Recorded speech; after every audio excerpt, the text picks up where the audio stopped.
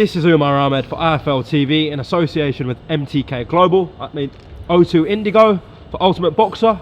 Look what I've got, OD. I won't lie, yeah. I'll be honest. It's cold as a motherfucker. England is freezing. I can't believe how cold it is. But you know what? I'm out here doing an interview with iFilm, the best in the business. Ain't no one like iFilm. So, I would do an interview with iFilm in the snow. It don't matter. But with all these other guys, I've got to be inside in the warm. I've got to be sat down in a nice chair because I ain't got respect for them like I do for IFL. So iFilm get me anytime, any day, anywhere. All right, you mentioned it, best in the business. You said I see your video about IFL and boxing media in general. Yeah, thoughts behind that video. Why do that? Because I don't feel like people give iFilm the credit that they deserve. Like people watch us they watch you guys on YouTube, but they don't give the man behind the camera any credit. But the iFilm have worked hard for years and they've worked hard to build their page. And iFilm was first on the scene. iFilm was first, so I thought, I'm gonna come at a different angle and, try to shine some light and give iFilm the credit that they should have. How long have you known Coogan for? My first ever interview before I turned pro was with Coogan. Before you turned pro? Yeah, just before I turned pro. Early 2014, me, Coogan and James Arjun. Oh yeah. We done it at the Essex Fight Academy early 2014. And Coogan, he was there, he had time for me before anyone else came to come and speak, like to come and see me. Coogan was the first one on the scene. And I've got to respect him for that. And Coogan's always been there.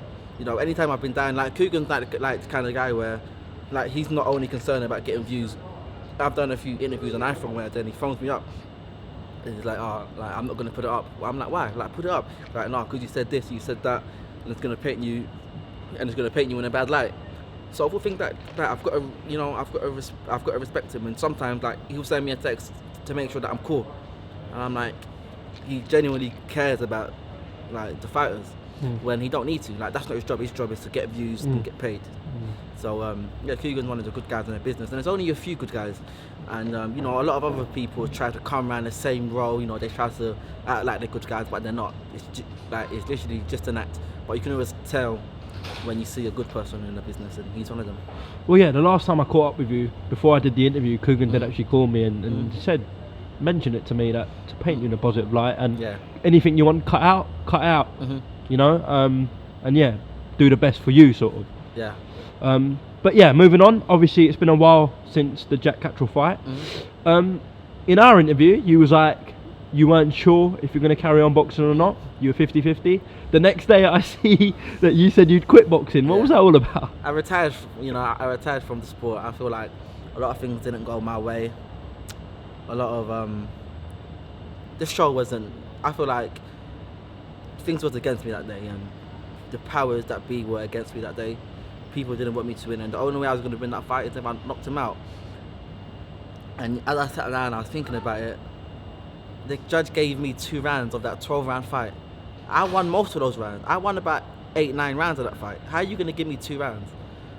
If you're going to rob me, at least make it a bit more even so it can look like, it's a close fight. But this guy blatantly came out and said, listen, I don't give a fuck about you, OD. 2 rounds. I'm like, whoa. So, now I know I've got to knock these guys out, and I could have knocked him out in a fight, but it's okay. I'm not here to talk about what could have been. It's past, and I need to get over it, but it's hard for me to get over it. And listen, people are saying I should just get over it. I went into training camp for 3 months. I spent so much money going out on a training camp, on a holiday, driving up and down the country, sparring different fighters, having to eat well, having to diet, having to go to bed on time, having to wake up early. I can't go out, I can't eat burgers, I can't drink alcohol. So much stuff I can't do. I restricted my life for a quarter of my year to be let down because a judge didn't like me because of things that I've done outside the ring. That's some bullshit, mate. I'm still angry. I'm still mad. I'm still angry right now, right this second. I'm angry. I'm angry as hell. But, if I do return to the ring, then I guess my left hand and my right hand are going to be my judge now. I ain't letting none of these guys off the hook. Now I know when I go on the boxing ring next time, it's me against the fighter and the judges and everyone there. Everyone's against me. It's me on my own. And I'm knocking out all these guys from now on. Okay. You're not actually retired though, Odie. You are messing, surely. I don't know, man. I don't know. Like, sometimes I say to myself, well, this morning I did spar. I had a 6-round spar with my friend Liam Wells. He's fighting soon. Liam Wells, Yes. next up, Yep. great fighter. Sparred him today, gave me hard 6 rounds. And sometimes I'm like, yeah, I'm going to come back and I'm going to knock these guys out. And other times I'm just like, I'm a bit disheartened. I am a bit disheartened. So at the moment, I don't know. I'm just enjoying life right now. I'm just enjoying the freedom that I haven't had to enjoy this year. This year, I haven't had time to enjoy and to do what I want. You can see my cheeks getting big. I've been eating good. Like, I'm enjoying life for the first time this year. I'm not in camp, and I'm enjoying it. So we'll see. Time will tell, I guess. But speak to MTK, speak to Frank Warren, and we'll see. Okay. Now your good mate Anthony Yard is down here. I actually caught up with him just now. Where do you see him in that light heavy mix? Listen, everyone wants Anthony, but with Anthony, I'm not even going to talk about the boxing. Forget the boxing. People are jealous of him. Anthony's probably one of the most. I think that I'm hated on. I'm hated on where people don't like me and they blatantly come out and say, "Oh, D, I think you're a cunt," or "I think you're a tosser." But with Anthony, people don't like him, but they hide it. I know so many people that go up to Anthony and they act like his best friends, and then behind his back, I hear them saying this and that about him, and people are angry that he's on a platform that he's on. He's making the money that he makes. He's got all the sponsors that he's got. He's got all the followers. He's got the blue tick. He's a good-looking guy, and he gets girls, and he drives a nice car. People are there and they're jealous because other fighters are like, I fought this hard fight, and I only got £2,000 for it. When Anthony must be getting more, and he's not fighting anyone that hard. And they see that and they're jealous. But listen, Anthony's got to take it slow. Anthony only had. I've known Anthony from when he got into amateur boxing. I knew Anthony before he had his first ever fight as an amateur. Anthony only had 12 fights as an amateur boxer. People don't know. So having 12 fights as an amateur boxer, Anthony's inexperienced, and even up to now, inexperienced, and he needs to fight these guys to gain up his boxing experience, to get himself used to the boxing ring. Because Anthony's not experienced like that. So allow him to take his time. If he gets a few deals, a few sponsors along the way, that's good. But people don't want to see other boxers. They don't want to see another boxer do good. But I want to see Anthony do well. I want to see everyone do well. And a lot of boxers, they have this hating mindset. They don't want to see anyone do well. As soon as I say, I'm doing this or I'm doing that, they're hating. People want to see me. I just looked at a message on my DMs just now on my Instagram. Someone was like, "OD, your boxing career's over, and you're gonna become an Uber driver." And you're gonna become a what? I'm gonna become an Uber driver. Uber driver. Yeah, he said, he said I'm gonna become an Uber driver, or I'm gonna be working in McDonald's or something like that. And I get these in my messages every single day. Every single day I get these in my messages. But do you know what I say? I say, I'm 26 years old. I came up from the streets. I didn't have nothing coming up. But you know what? I just got my first place. And you know what? Next year, I want to get another place. And the year after that, I want to get another place. And I want to get into property. And I want to get in. One day, my dream one day is to own properties, to get an estate agent license.